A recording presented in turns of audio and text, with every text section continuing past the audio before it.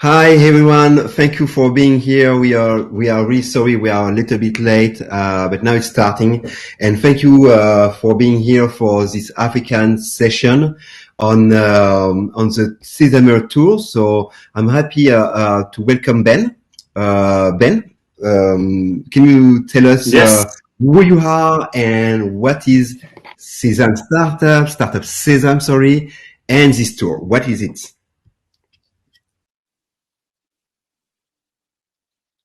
Thank you. Thank you, Amin. So I'm Ben Costantini from Startup Sesame. My connection, sorry, my connection might not be so good. Just put a thumbs up if you hear me. No, it's okay. Okay, amazing. Startup Sesame, the network of tech events and the community of tech events insiders.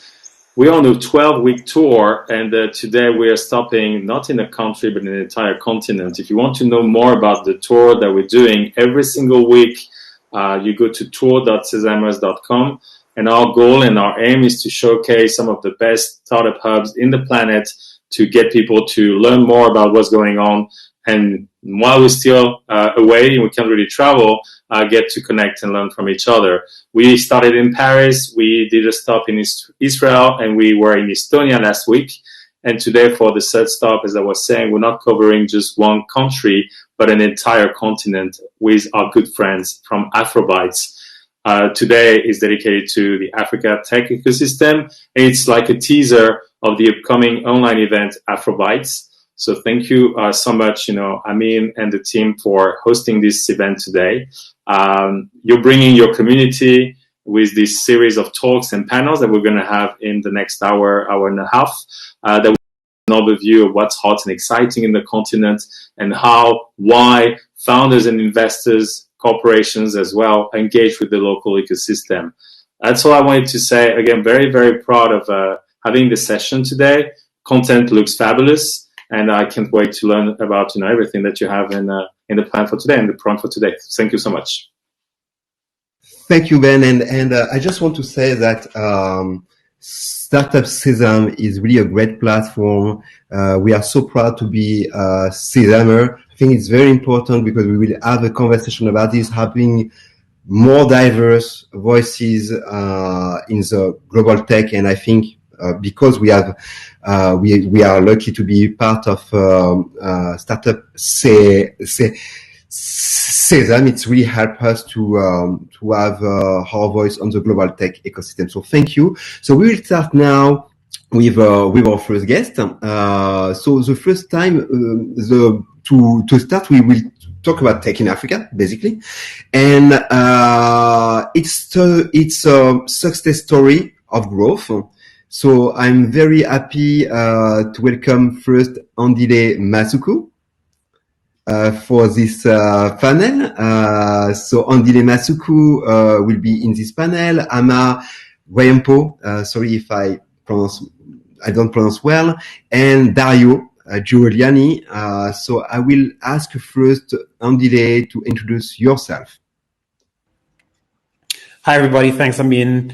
Really pleased to be here. Andile Masuku is my name, as you said. I'm a broadcaster, creative, and strategist based in Johannesburg, South Africa. Originally from Zimbabwe, I am the executive producer of Roundup.com, and I've spent most of my time over the last couple of years producing mostly audio content, but lots of other kinds of things, including live events with good people like the folks at Afrobytes around the African digital transformation narrative.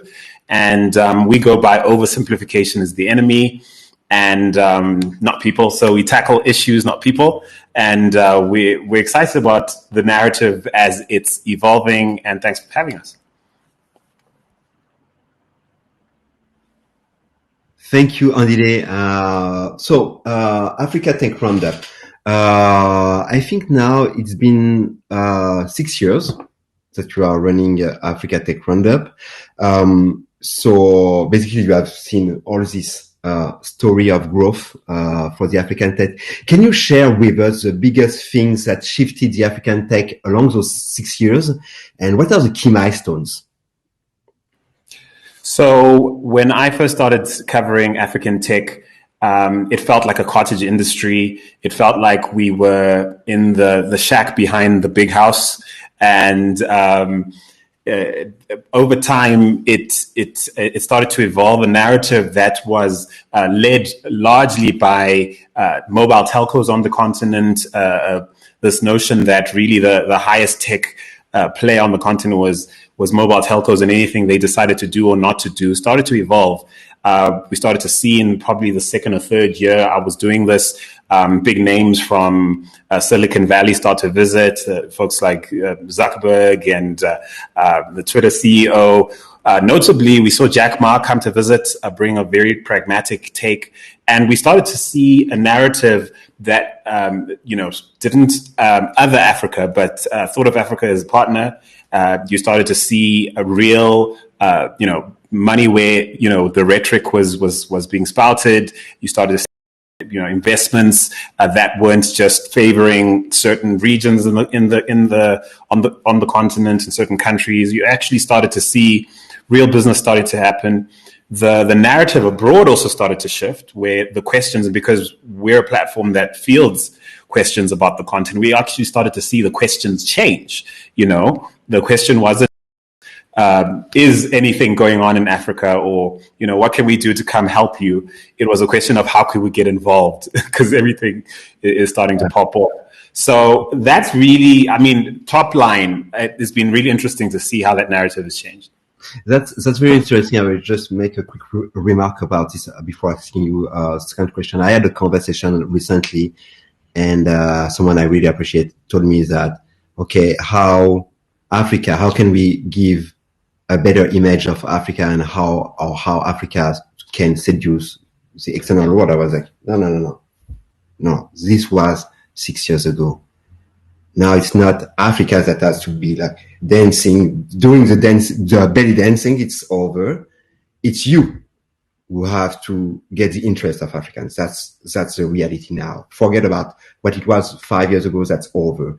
And I want to ask you a second section, because we are dealing with what I'm saying. We are dealing with the misconceptions about the African tech. So what are some of the common misconceptions made about the African tech industry even now? I think I alluded to it where, firstly, I think broadly speaking, people don't understand or don't recognize that there's actually a big ICT industry. Dario and his team at Briter have done a really good job of starting to sketch what that looks like from an innovation hub perspective, but also from a mobile telco perspective. So there are big players on the continent, not least mobile telcos, who have played a proxy role in doing what the global West has come to expect from big names like Facebook, right, and Google. So what's happened on the African continent is, firstly, there's a fairly well developed ICT infrastructure that's largely rooted in what the mobile telcos have done to essentially turn Africa mobile first. And then companies like Naspers, who again quietly go about being one of the biggest, tech players in the world, period, right? They certainly own the biggest interests in the food delivery service in Europe, for instance. In their holdings with Process, they also own a massive stake of Tencent in China, and they were an early party to that interest. So I think people don't actually think of names like that and companies like Econet that have since diversified into like a full-on 360 convergence offering, not just a mobile telco. So I think on one end you think of that, and then on the other there's people who oversimplify what's happening on the continent to mobile only. So everything's popping off because M-Pesa, right? Or everything's popping off because there's there are finally some repats from Ivy Leagues coming to Africa and do some fintech and play with some toys. Well, there's a lot of nuance in between those those oversimplifications. And I think most of the misconceptions come from people thinking about Africa as this one place that is literally just an ICT-led play, or really like an emergent grassroots play for fintech, a la where Silicon Valley was a decade ago. And what we know is that there's a massive gamut of complexity and interest within that entire spectrum. Thank you. This is why I really love hearing Africa Tech Roundup. So you've been silent for a while. I know that you were rethinking about because there is a new cycle for African tech. We will discuss about it with Roman after about what happened in Nigeria with those big rounds with pay stacks. So there is something happening. There is a shift now, and I know that you wanted to to rethink. So what is a new formula coming for Africa Tech Roundup? And I just, for anyone listening to us now, go on africatechroundup.com if you want to understand what is African tech. Go over simplification. You go there. You can go also on Briter bridges for sure, but you can go there. So can you tell us about Africa Tech Roundup, the new way you will tell us about this ecosystem? Sorry. Well,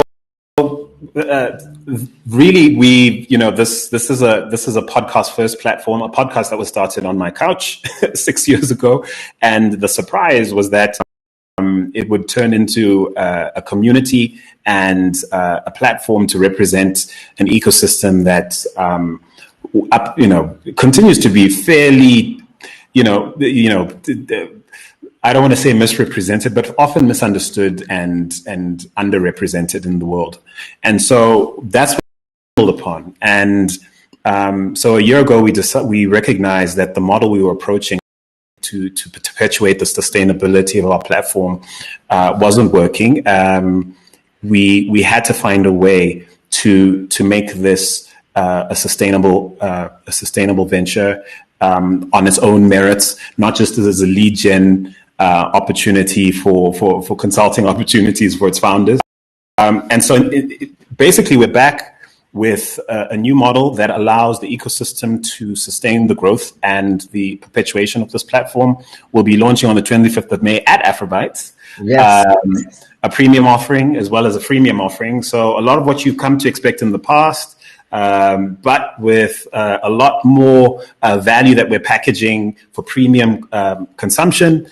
We believe that there are people who've been waiting for a way to sustain the work we do. Certainly while we've been away, we've gotten an amazing response, emails, tweets, posts, people asking us how, if we're going away for good, and if we are, can we contribute to keep you guys up? And we're saying, listen, there's a way we can, and it all will be revealed on the 25th of May. We can't wait to sure.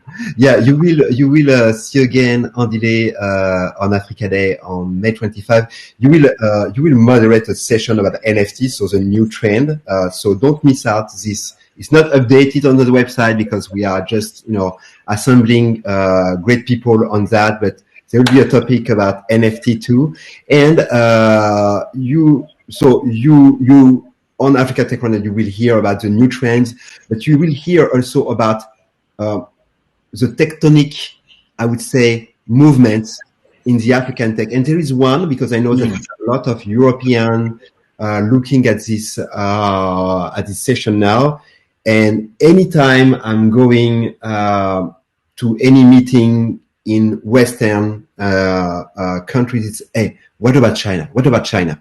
So can you tell us a little bit to finish about what is happening really with China in Africa when it comes to tech? Wow.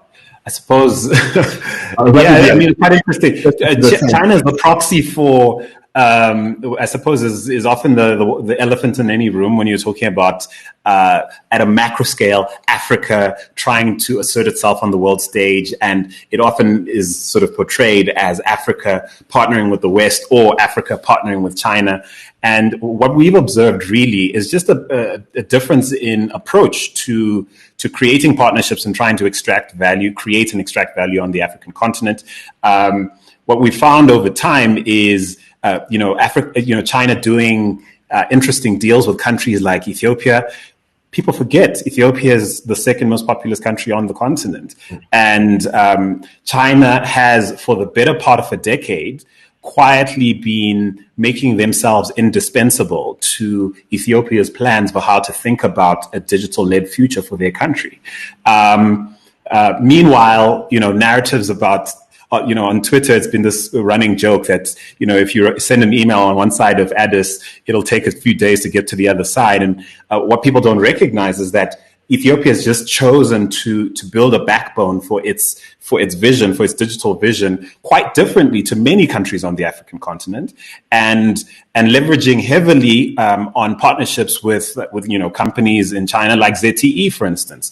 So they've decided to approach things with a let's grow together mentality that seems to be serving Ethiopia very well. Some will argue serving China more than it's serving Ethiopia. But I think therein lies an interesting model for thinking about what partnerships look like, whether we're talking about country to country in the case of Ethiopia and China, or what it looks like in terms of private interests trying to, extract value from partnerships like Transient, for example. So what I would say is this is a long, this is a huge nut.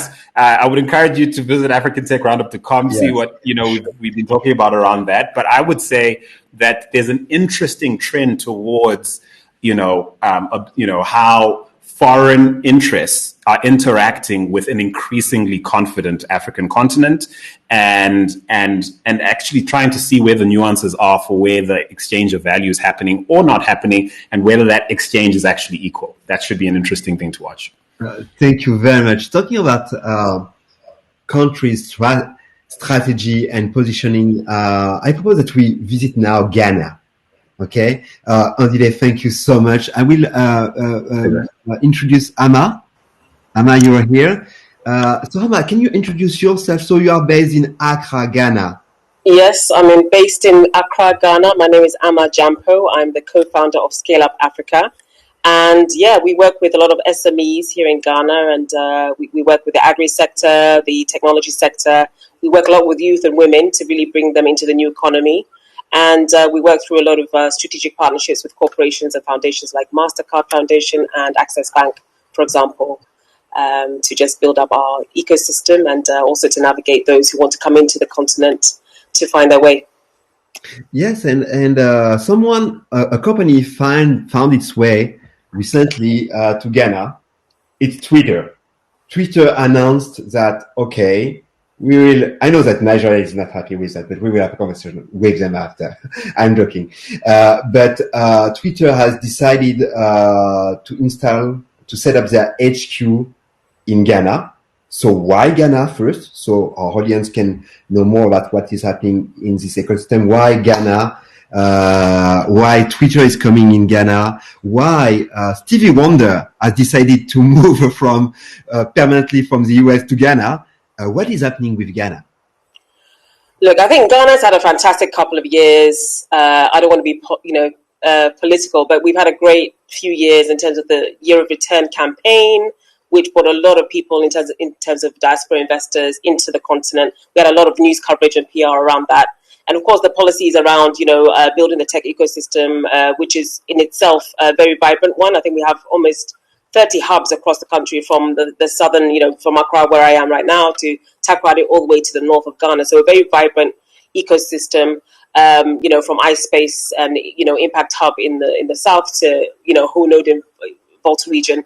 Is a very vibrant ecosystem. I think the policies around that, the digital agenda and the policies that the government is trying to push is also helping. Of course, Nigeria, we saw a lot of heat from a Nigerian in terms of, why Ghana, like you just asked. But, when you're looking at Okada bans in the middle of a number of investments in the logistics and Okada sector, these are the kind of decisions that would maybe make an investor think twice. And of course, it's easier to do business in Ghana. I mean, Ghana is still very much a gateway to Africa.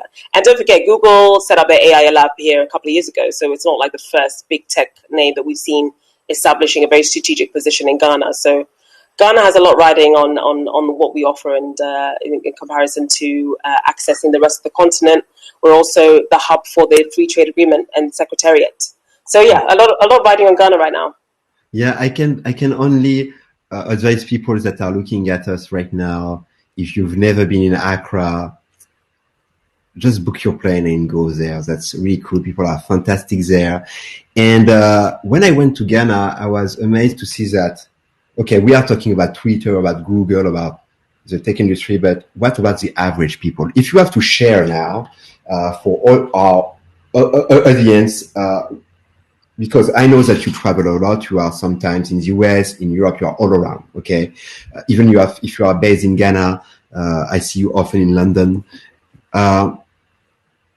What uses have you, for example, seen operating in Ghana in the general population that you cannot see here, for example? Can you give this example to people that are maybe looking at us from Western countries and they just don't imagine? What kind of example could you bring to people?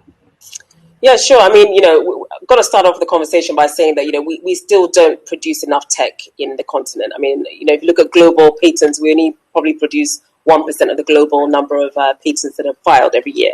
So we have a lot to do in terms of building our own innovation and technology. But if you see a woman in Ghana, using WhatsApp for their businesses, you'd be surprised at how WhatsApp is being used to just take your number, make sure it's on WhatsApp, send you the products that they have available. They'll send you their location so you can find them easily. They're just using WhatsApp in every single feature for you to just make sure that you get the product that you want at the right place and the right price point. So I think that would be a really clear example of how it's being done. And of course, the local innovators in the agri-tech space, agri, of course, being, the biggest employer of women in Africa and obviously a huge area of potential in terms of investment. There are a lot of local technologies that are enabling people to kind of check out the weather reports, that would advise them when they're going to plant their products and, market pricing as well, how much they can fetch for the products that they actually produce. These are all things that, the day-to-day average Ghanaian would be using and would find it very useful to, benefit from the power of a mobile phone, which still has a lot of people just using it for phone calls, still, just phone calls and text. Which are predominantly very popular, but there's a huge lot of opportunity in terms of use cases for digital and mobile. Yeah, and I know that, for example, in retail, people are using a lot WhatsApp for e-commerce. It's quite big. And so on May 25, we will have a focus on Ghana, Teach My Country, Ghana, led by you. Yes. We will have several companies with us. We will have Kuligo with us, Swoove, and Boost Technology. All of them are in this retail space, and they are just super innovative companies in that space. How would you qualify Ghana with retail? Because it looks like there is a lot of innovation in that space in Ghana. Am I right? Yeah, there is a lot, and we've even seen some mergers and acquisition news recently. More and more so, ZPay going to Zambia and acquiring a local fintech over there. I think it was Mangwe Mobile. There's a lot of activity going on, and it's just the need really drives the creativity. So I think that's what we're seeing. Yeah, thank you very much. So if you want to know more about Ghana, just join us on May 25. There is a fantastic crew of startup from Ghana, led by Amma. So make sure to go on Afrobytes.com and register, and you will have like a super networking with Ghana tech ecosystem. Thank you, Amma. We will now, because we heard a lot about English-speaking countries in Africa. Ghana, Nigeria. Okay, but there's a Francophone side too. And Dario has done a great job in producing a report that will be, you will have more time. Again, on May 25, we told you that's a teaser for Afrobytes in May. And Dario, can you share with us, first, can you introduce yourself? Tell us what is Briter Bridges, what do you do? What kind of information people can find on your website? How can you help people to just make their first step in the African tech or getting more expertise? And maybe tell us a little bit more about your report on Francophone Africa. Sure, thanks. Hi everyone, this is Dario. So for those who don't know, Briter was actually born as a digital storytelling organization, started as a magazine. And the idea behind Briter itself was to showcase a brighter narrative about what happens, not necessarily in Africa, just in Africa, but also on all those countries that we identify as underserved markets. We do quite a bit of effort put quite a bit of effort into avoiding the word emerging markets or developing countries, because what we really want to focus on is the access to information and the supply of information into these countries. And this is what we want to focus on, is the ability of creating a good enough supply of information that allows these countries and these economies to have to project their opportunity out there, right? We started as a magazine, evolved into sort of a mapping organizations for a good while. We basically did only mapping of dozens of sectors. That grew into then the digitization of the process with the Briter Intelligence, which now is probably one of the largest data sets on showcasing what happens on the continent. And then right now we've been collaborating with a number of organizations from public organization, governments, academia, to really put the continent technology space and investment space on the global map. Yes, we are doing a new report. Can you share with us a little bit? Yeah. Because if you go on Briter Bridges, you will see a lot of maps, a lot of reports. But we want to give you a taste of what Briter Bridges is producing. And I know that a lot of people don't know what is happening in the Francophone Africa. Can you show us? Sure. Exactly. I have to see how the screen sharing on this is. The screen sharing is... I got it. Okay. Can you all tell me if you see this? Yes, I see. Right, so no one has actually seen this. This is a teaser. We're still putting this together. It should be out next week, and then we'll probably present it in a number of events. So the idea behind this report has been very much showcasing one of the regions across the continent that have been largely underserved and underexplored, and this is Francophone Africa. So Briter, a couple of years ago, in early 2019, produced a number of sector mapping focused on Francophone Africa, and they were really well accepted because a lot of organizations and just individuals around the world don't really know what happens, don't really know that there's a whole side of Africa that is Francophone speaking and that has presents a number of opportunities for business, creativity, investment, and so on. And so off the back of what we did 2 years ago, we decided to really take this to the next level and engaging with dozens of organizations and investors to produce what then probably going to become the first proper report in French and English. So all the pages are going to be split into two, French and English, prioritizing French. So we want to really increase the accessibility of this. So this report is actually based on a pan-Francophone Africa approach. So we've been looking at the Briter intelligence data. So we've been looking at over 1,000 enterprises and across over 20 countries across the region. Most of the companies that we've been engaging with and we've been analyzing have been actually companies that have been founded throughout the last decade. So we look at the digital and green space mainly. And as you can see, we've been doing quite a bit of a sector breakdown to make sure that would include as much as possible. We've also tried to provide some generic information about which countries have French as their main language and which countries don't have French as the main language. As you can see, and we've been looking into all our information that we have about investment in the companies that are active across this region. We've been kind of juxtaposing this to our more recent State of Africa investment report.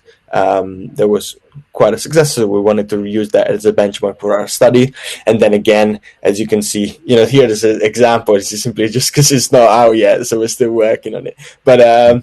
But yeah, so this is pretty much the idea. And again, because our flagship type of content is maps, we've literally built a map per sector, and we've been engaging with some of the main players across the region, from Julia to Heach, to really identify the core players across each sector. So here, I think I've already built a few maps: the clean tech, the agriculture, we have e-commerce and education. But there would be more, actually. So I think we've looked at 7 or 8 sectors, and we've been interviewing investors, hubs, and startups across the region. Again, I don't want to give too much away. Because we are waiting for. I can't wait for the video presentation on May 25. But definitely, if you want to get a masterclass of what is happening in Francophone Africa, just make sure to go on Afrobytes.com. You register, and on top of getting knowledge, I just want to tell you that the people that you already have on this session, I mean, from South Africa, Zimbabwe, to Nigeria, to the US is here, or Ghana, or globally from Italy, UK, and all across Africa, or Ivory Coast. You will just, meet a lot of people, meet a great network, make connections like never. So make sure to join us to hear more about Dario work on Francophone Africa, because trust me, you will just get a masterclass from him.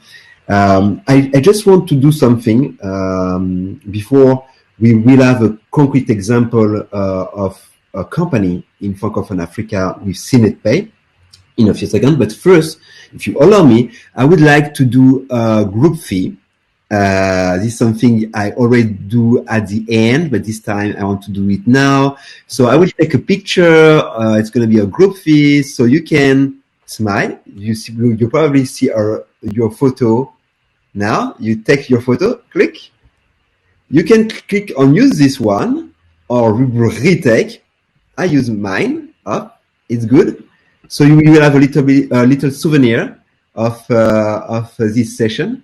So now 2 people have finished. We are waiting for more.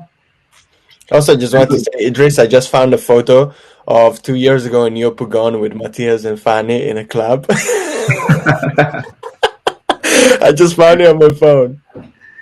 Okay, 6 people, 7 people. Maybe we can. While we are doing this, I just want to say hi to Lauren, because I know she's in the audience. To everyone, Joanna, sorry. Tayo will also present a report at Afrobytes. Trust me, this is it's fantastic. She's a super expert of the ecosystem. I saw that Amin is here, not me, another Amin from One Point. It's a great company based in Paris. They are investing a lot of time now to develop their activities in Africa. I say hi to Awiya, my co-founder. She's here. She's on the chat. And obviously, I don't know yet Tendai, but I really look forward to meeting him. So now I will hand the group fee up. Yes. And now you probably see the rendering of the final photo. So you will have this as a souvenir of this session. You can tweet it, you can Facebook it, you you can keep it like, I don't know, like a souvenir, a moment in the African tech. And now I want to thank you, Dario, and I want to now to be very concrete about Francophone Africa. So now I will do a very difficult exercise. I will speak in French and translate in English. Okay. Donc bonjour, hi. Idriss, tu es donc le fondateur de CinetPay. So Idriss, you are the founder of CinetPay. Est-ce que tu pourrais te présenter et nous dire quelle est la mission de CinetPay? Bonjour à tout le monde, je suis Idriss Martial Monté, je suis le CEO et cofondateur de CinetPay. CinetPay est une fintech basée en Côte d'Ivoire et présente dans 8 pays en Afrique francophone. On est spécialisé dans tout ce qui est paiement en ligne et transfert d'argent. Et la mission de CinetPay, c'est de simplifier le paiement en Afrique francophone et de le rendre accessible à tous, par tous les canaux. Quand on dit tous les canaux, c'est vraiment tous les canaux, que ce soit par SMS, par USSD, par une application mobile, par le web ou bien par une page de paiement. C'est vraiment notre mission, créer la plus grosse plateforme de paiement en Afrique francophone qui a souffert énormément du développement du e-commerce et de l'économie numérique parce qu'il n'y avait pas de plateforme digitale dans cette région de l'Afrique. Alors, so now I will translate. So it's not that easy. So Idriss is the CEO of CinetPay. CinetPay is based in Ivory Coast. It's not a translation. So we've been in Ghana now. We are in Ivory Coast, and we will go soon in Nigeria. That's the most dynamic countries in that region. And CinetPay, they wanted to solve for sure the problem of financial inclusion in Ivory Coast because there was no structure about e-commerce and now really companies like CinetPay are really helping West Africa to catch up with the English-speaking countries. So as they have a lot of ambitions, they make sure that the technology is available through all channels from USSD to classic internet. They are doing a great work here. Donc, alors comment, Idriss, comment a évolué l'écosystème de FinTech en Côte d'Ivoire depuis la création de CinetPay?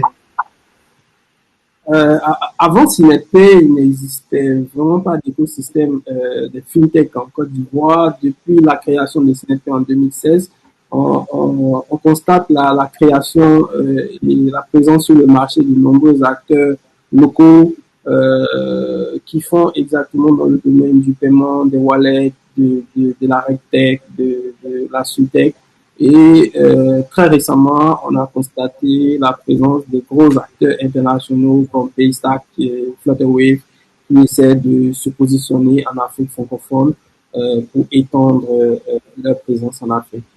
Donc, c'est un écosystème qui évolue très bien, c'est un écosystème qui évolue très lentement, mais qui évolue aussi sûrement. I would translate now. So, CinetPay was created in 2016, and before that, there was not really a lot of activity in fintech. I would say almost nothing, right? And now, since CinetPay has launched its operation, you can see now more and more companies doing, digital wallets, payments, all those things, all those, a transfer of money, the money transfer, sorry. And now there are new actors coming, and they are coming from Africa. I'm talking here about Paystack. I'm talking here about Flutterwave, the new fintech giants, in Africa. So as they are looking at Francophone Africa because they really see that the growth potential is just huge. Idriss, on sent bien donc une différence quand même entre l'Afrique francophone et anglophone en matière des usages, aussi bien qu'en levée de fonds. Parce que là, quand je parle effectivement de Paystack et de Flutterwave, je parle de gens qui ont fait des levées récentes qui sont énorme. Alors comment justement, quels sont comment en gros maintenant l'Afrique francophone est en train de rattraper son retard et qu'est-ce que ça signifie en termes de croissance pour une startup comme la tienne? So I asked. So now we are seeing that there is clearly from the beginning a difference between Francophone Africa and English-speaking Africa, and we see particularly that when it comes to investment, companies like Paystack or Flutterwave recently received a lot of money. I'm talking here about hundreds of millions of dollars. How a company like CinetPay can now catch up, and how CinetPay can be an opportunity for investors. Ok, donc effectivement, il y a une grosse différence entre l'Afrique francophone et l'Afrique anglophone. La première différence, c'est la langue, donc c'est d'abord culturel. En Afrique anglophone, on parle anglais. La majorité des investisseurs, ce sont des anglophones. Donc, c'est beaucoup plus simple d'investir dans un pays où on comprend mieux la langue que d'investir dans un pays où on ne comprend pas la langue. Donc, ça, c'est une première différence culturelle. La seconde différence entre l'Afrique francophone et l'Afrique anglophone, c'est que le secteur des fintech est un secteur extrêmement réglementé. Et dans les pays anglophones, la réglementation existe pour encadrer un certain nombre d'activités ou d'innovations technologiques des fintech. Et dans ces pays anglophones, il existe des sandbox pour permettre aux fintech de tester, d'expérimenter leurs produits, leurs solutions avant la mise sur le marché. Et ça, c'est quelque chose qui a constitué un frein pour les fintech en Afrique francophone parce que pour certains types d'innovations, il n'y avait pas d'existence de la réglementation et beaucoup d'investisseurs ne mettent pas de l'argent dans des entreprises où la réglementation n'est pas suffisamment claire, suffisamment lisible, compréhensible et puis ne donne pas un certain nombre de garanties quant aux fonds qui seront investis dans cette société-là. Donc, en termes d'usage, il faut aussi noter que la culture de l'anglophone, l'anglophone n'a pas peur de tester, d'essayer. Le francophone, il a très peur de tester. Généralement, même quand on lui demande de tester gratuitement, il refuse. Donc, l'adoption, elle est beaucoup plus lente en Afrique francophone qu'en Afrique anglophone. Et aujourd'hui, nous, on essaie de montrer le chemin et l'exemple. Notre vision, c'est d'être la première PSP, le premier Payment Service Provider en Afrique francophone, présent dans 15 pays en Afrique francophone, le premier en termes d'innovation technologique et le premier en termes de part de marché. Et je pense qu'on est sur la bonne voie et on travaille pour atteindre ces objectifs. Oh, thank you very much. So I will translate now. I think that what Idris said that the first difference, for sure, there is a difference between English speaking and French speaking, and it starts with the language. The problem is that many investors in Africa are English speaking. When you see, for example, if you go on Briter bridges, you will look at the investment map. You understand that, okay, clearly it's coming from the US, it's coming from UK, it's coming even from Asia, and a little bit from France. Not enough, but it's coming, but it's not enough.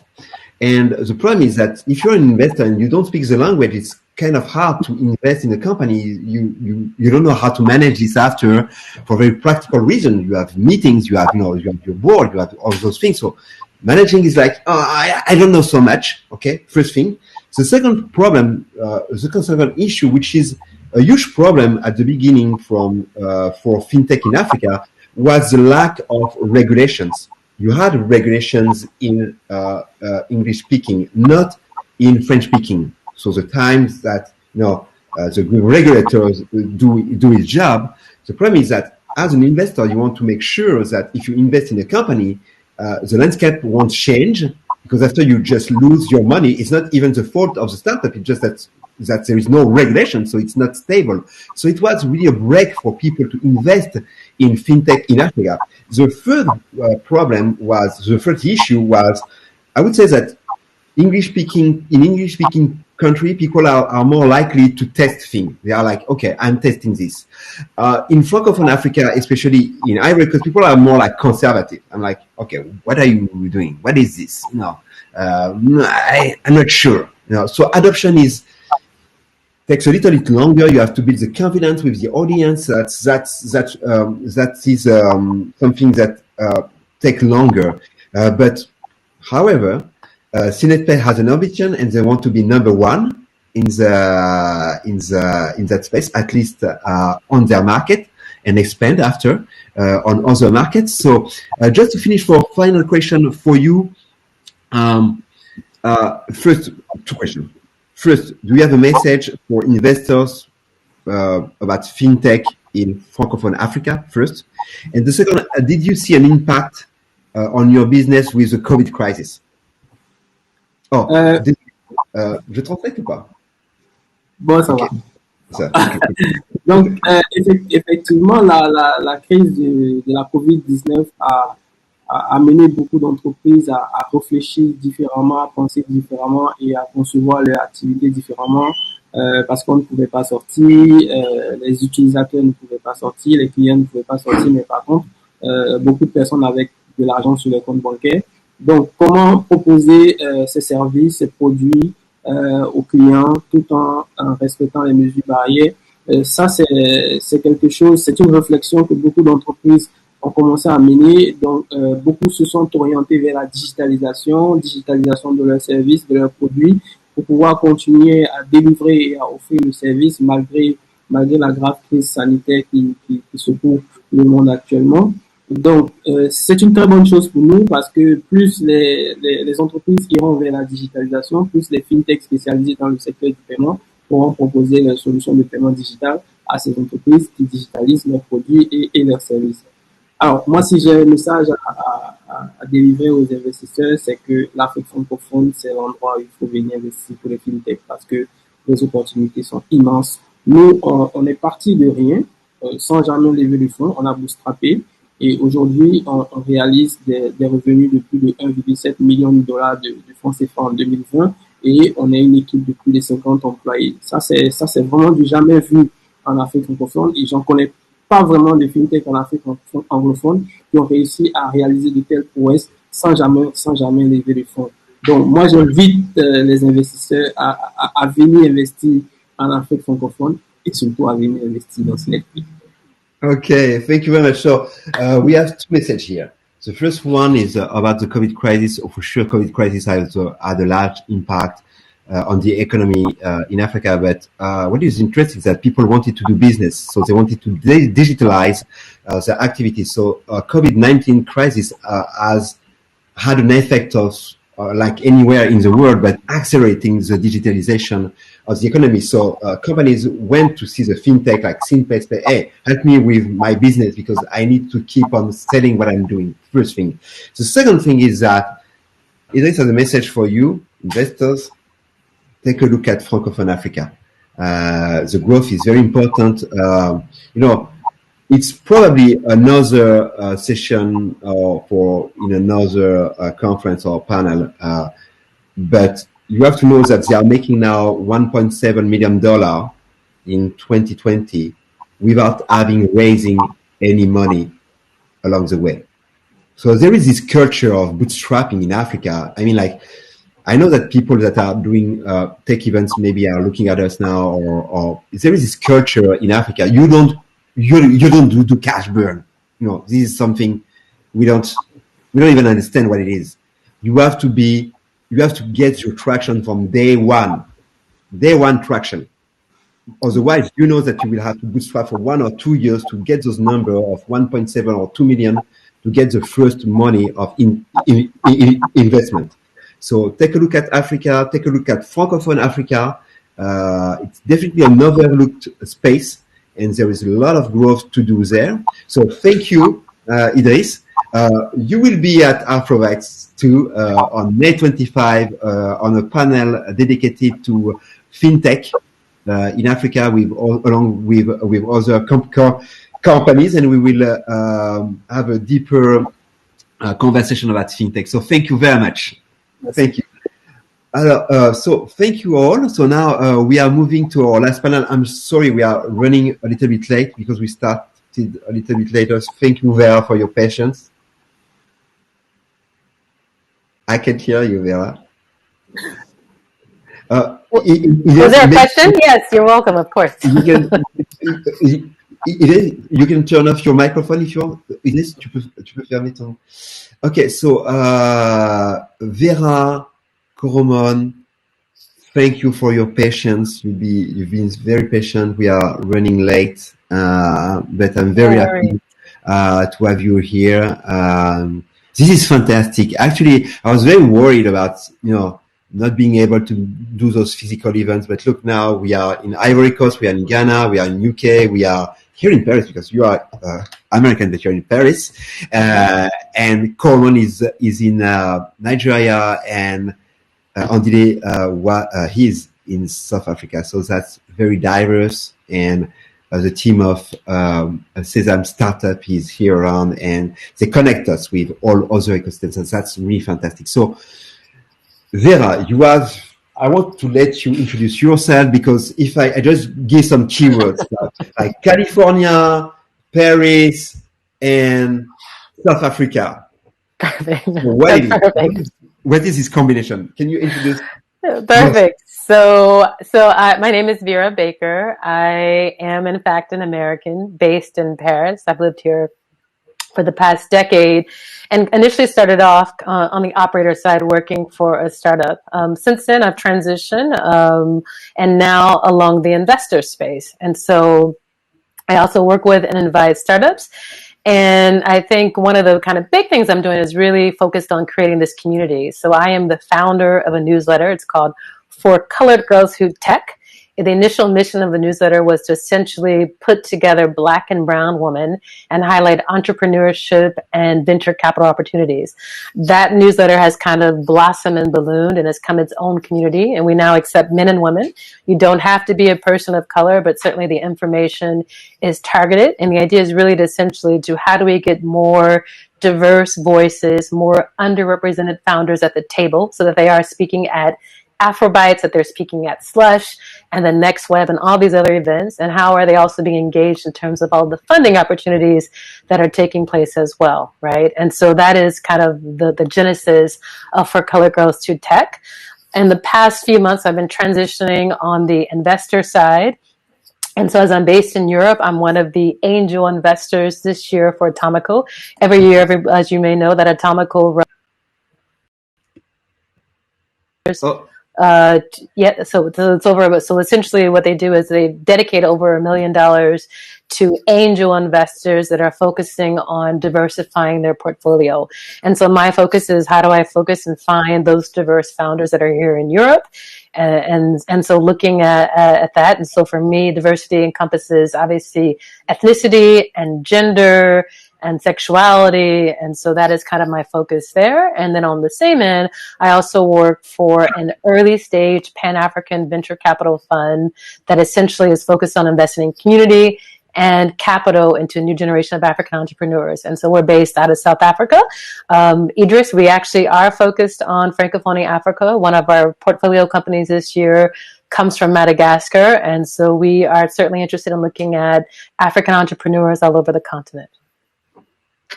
Connection is made. Okay, that's what I like. So Vera, so thank you for this introduction. Just doing a great job. You told us about your journey, investment and diversity, and you told us about the impacts that you want to have. So I just want to ask you a question, because we are talking here about diversity in tech.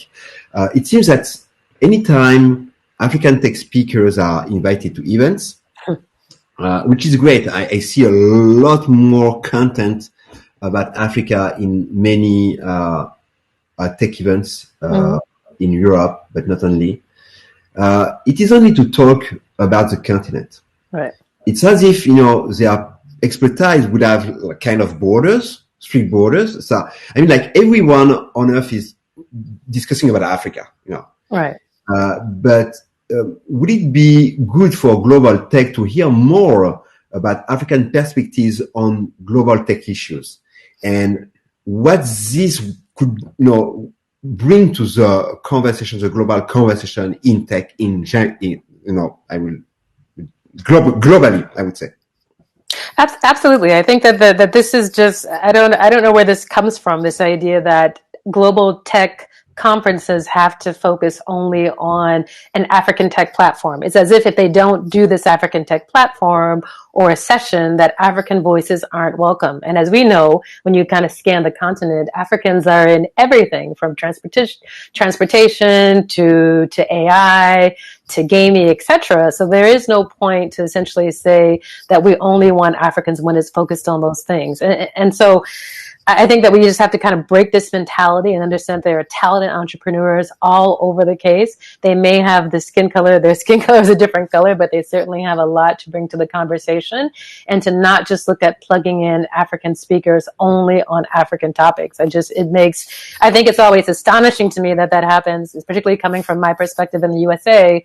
We're always trying to diversify things. And so in the same way that we're looking to have panels that are inclusive, have people of different genders, and that there's always this kind of mix to have a gender balance, we also need to make sure that nationality-wise, ethnicity-wise, that there is certainly a balance on these things as well. And so I would say to the folks that are here in the room today, make sure that you have diversity across the board, and diversity is not just a question of gender.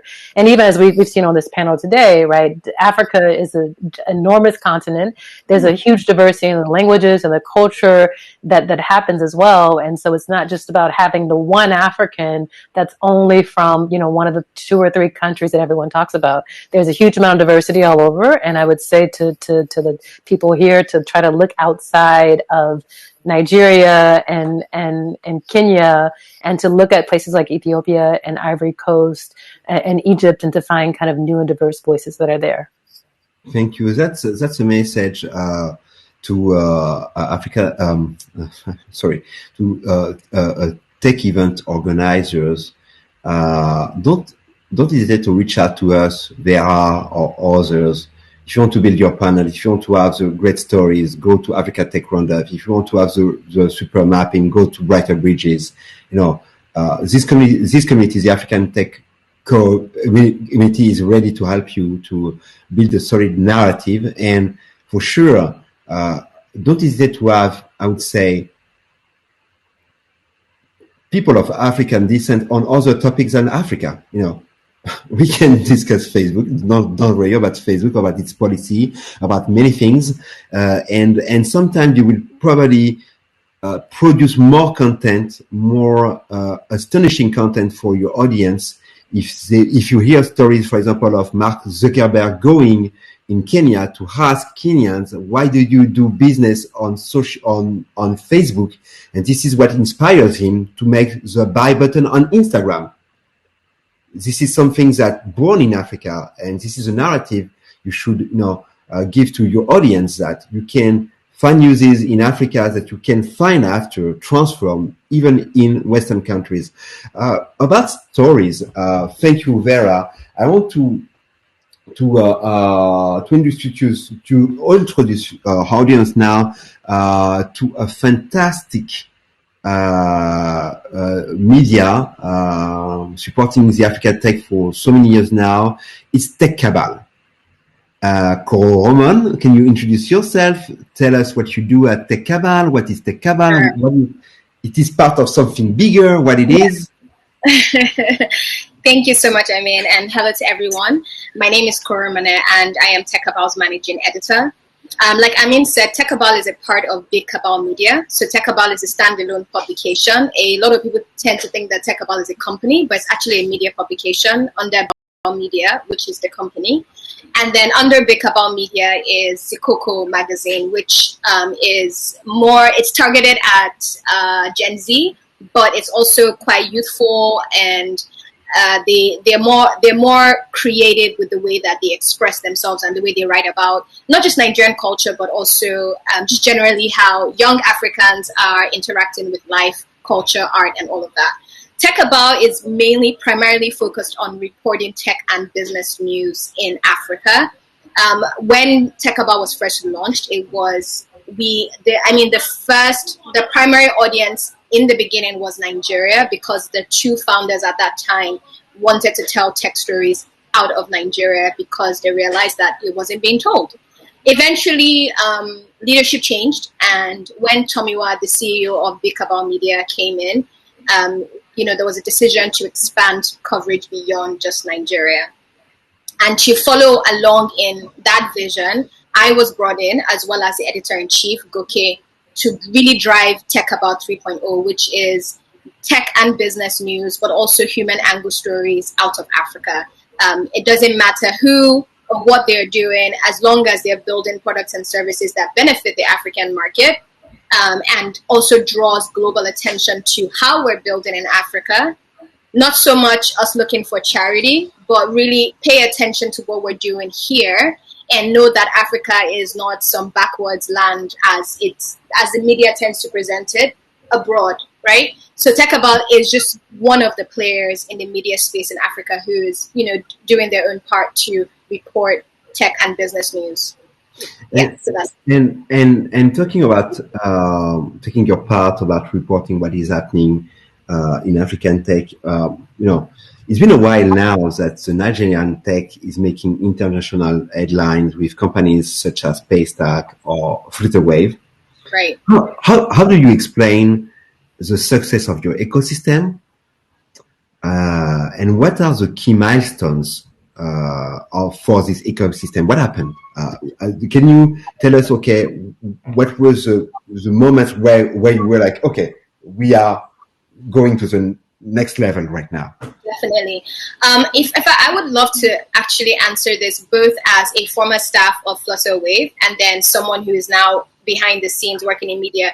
So while I was at Flutter, I can tell you for free that number one at Flutterwave, or Flutterwave is one of the companies, one of the fintech companies out of Africa who's showing us the power of great leadership and the power of working with people who like to execute, right? And you can kind of see that across board in Flutterwave's leadership. In addition to that, they're very vision-oriented. So what you find is that whenever a company in Africa is trying to solve a problem that is unique to Africa, they have to be extremely focused on the vision, because if they're not, they're just going to fall flat, right? So the problem that companies like Flutterwave and Paystack and Cellulant, amongst others, are solving is very unique to Africa. The payment problems that we have cannot be, it's not similar to what they would be having in Europe or in North America, right? So if you're able to meet with founders coming out of Africa who want to solve that problem, the first thing you have to look for is, are they actually obsessed with their vision, right? And this is why we're able to see companies like the ones I've mentioned scale or expand at what seems like a rapid rate, and that's because they're bullish about going after what they want, right? And then the second thing as well, when it comes to milestones, I mean, what made me wake up was definitely Paystack's partnership with Stripe. For this reason and this reason only. The co-founders, Shola and Ezra, were born and raised and went to school in Nigeria, right? Very different. Now, when we talk about the CEO of Flutterwave, current and former, Ian and Jibi, both of them, apart from Ian I think they both went to secondary school or high school here, but they both got their tertiary degrees abroad, which is fine, by the way. But I'm saying that Paystack's is very unique because here we see two founders who were born and raised in this country with very unique perspectives about the problem, right? And also because Ezra especially does not appear to be a typical Nigerian founder, right? Because Nigeria is a very cultural society, so we judge people based on how they look. Now, these two have broken incredible boundaries to make that. We don't even know what went into making that partnership happen, but what the message it passed across is simple. It is possible. Where we thought it wasn't possible for Nigerians to break into a global market space, catch the attention of one of the biggest payment processors in North America, it shows that it is possible, right? And what Nigeria and other African countries need to pay attention to is their local talent. Giving them resources, giving them what they need to actually just take Nigeria global. maybe we can recall to our audience, because maybe sometimes they don't know Flutterwave and Paystack, just the valuation. We are talking here about billion-dollar company valuation. I mean, Right. I think that the first investment, in 2016, I think that Paystack, they received something like 20 million, something like that. Yes, Okay. about that, yeah. It was like 4 years ago, and now they have received more than 200 million. That's already a unicorn. Exactly. I mean, like, that's exactly. Unicorn, yeah, both of them, right? And that is companies founded in Nigeria, headquartered here. And with all due respect to any entrepreneurs in the world, when you are solving problems like Paystack or Flutterwave, you are solving issues for people, like very concrete. How can I pay? How can I open? I would say, I really love this platform, but we are not talking about the same kind of problem you are solving when you are creating Clubhouse. I mean, like, right. all due respect, Clubhouse is nice, okay, but really, I mean, we are not talking about the same kind of impact. Right. No, it's not. Clubhouse may do things better for your ego, but it doesn't change your life. Okay? Right. Exactly. Paystack, those guys are like really changing your life. It's very concrete to help people. So before we close, because Ben is back, I just want to hear you about two things. First, I have seen your tweet about women. So if you want to say something, because you have a platform, you want to use it. So I think that kind of messages are very important. First, if you want, feel free to tell the audience where it is. And second thing, because of the successes of companies like Paystack or Flutterwave, how can we make sure now that those voices are heard globally, and we can find more diversity in the global tech scene when it comes to events, for example, in Europe or in the US? Right. Okay. So first, thank you for even allowing me to say that. I think that there's definitely progress being made with the number of women who are now coming into tech, especially financial technology, which has always been presented as very difficult and more masculine. And we see it when you look at the leadership in a lot of companies, you see a lot of men, right? But I do want to say that now that we're seeing more female founders coming up, and platforms like Fresh Check, which is run by Eloho and Odun of PiggyVest, it shows you that, I think that the market is definitely in need of that, but even beyond the market, the ecosystem as well needs that balance, so that young girls who are coming up behind us can know that they have a place in tech, regardless of whether they have technical skills, right? I'm a non-technical person in tech, but I have found my place in the ecosystem because I have a set of skills that founders and tech businesses need, right? Which is storytelling, which now is a perfect segue into your second question, right? The media, honestly, in Africa has a big job. We have for too long shipped that job abroad, right? Now it's very evident that Africans need to tell their own stories, right? And what needs to happen is that the global world needs to come to us to say, hey, we're hearing things coming out of here. Who do we need to speak to about what? We don't need a global audience guessing and coming up with assumptions. We need them to have facts, right? And we are the ones who can provide them with the facts, right? So TechAbout cannot be alone in this, right? In fact, I believe that if more of us had a collaborative mindset over a competitive mindset, we would probably do a lot more. But that aside, I feel like there definitely needs to be more media companies. You don't have to be big. It can be as small as one person or 5 people, really and truly paying attention and telling these stories, particularly letting the world know that even though there are gaps, there are places where we are succeeding, right? And then also letting repats know that they can invest their money back in Africa in unique ways now.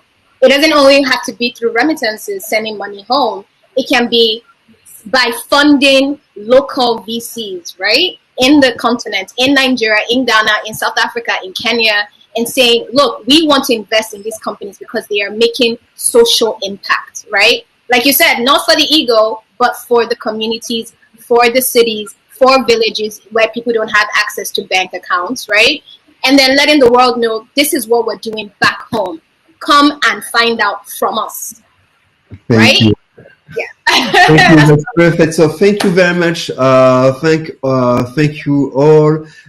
Thanks for audience. I don't see everyone because we are now on Run the World, but I know that on the website of the Sesamers there is broadcasting there too. So we are very happy. We hope that this little taste of African tech you will appreciate.